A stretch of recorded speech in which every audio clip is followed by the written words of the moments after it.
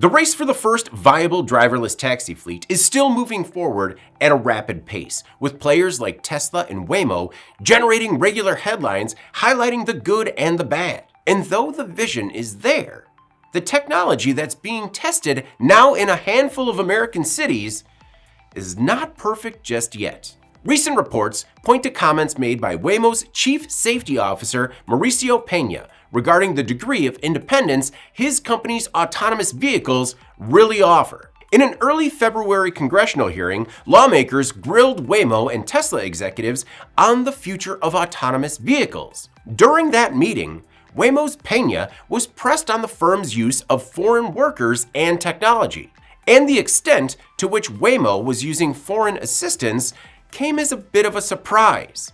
The company is apparently using workers in the Philippines to remotely, quote, fix stumped autonomous vehicles on their routes. Peña stressed that the humans in question do not remotely operate the vehicles fully.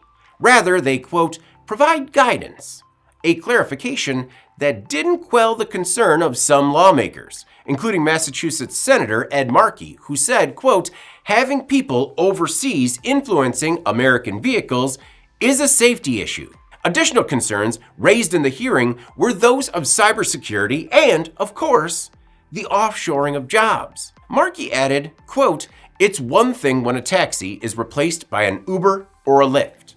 It's another thing when the jobs just go completely overseas. A Waymo spokesperson attempted to clarify the situation in a statement to Futurism, following their recent report on the situation, saying the safety teams are based both in the US and abroad, are licensed drivers, and undergo background checks and drug testing. The role of these humans is sometimes described as, quote, phone a friend.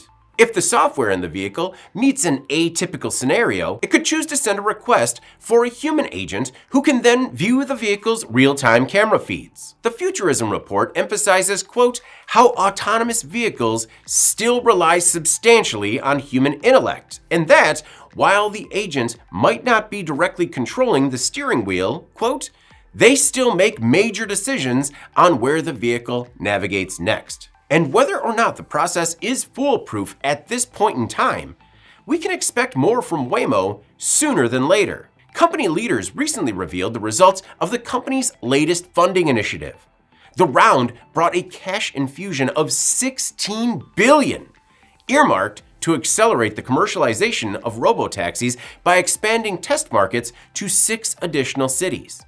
The latest influx puts Waymo's value north of $125 billion.